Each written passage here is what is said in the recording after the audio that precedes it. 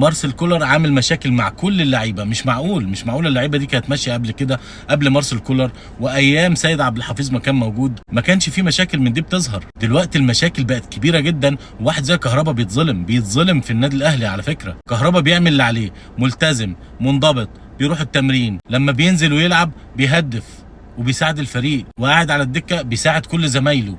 عايز منه ايه اكتر من كده؟ انت فضلت تضغط على كهربا لحد لما انفجر، ولما جه انفجر جيت تقول له انت اللي غلطان والمدير الفني على حق ومش عارف ايه وكلام من ده. واصل المدير الفني زي ما شوبير بيقول امبارح، اصل المدير الفني عنده مبادئ وقيم، واهم حاجه عنده الانضباط. انضباط ايه يا عم؟ انضباط ايه؟ انت تدمرني وتفضل تضغط عليا لما تخلينا انفجر. انا راجل بلعب كويس وبحط اهداف وهداف فرقتي، وانا اصلا ما بلعبش اساسي وملتزم في التدريبات وكل حاجه، وفي الاخر تيجي تلعب لي مودست اللي ما بيعرفش يستلم كوره، ومعادنا انا بره احتياطي واحيانا تستبعدني من المباراه.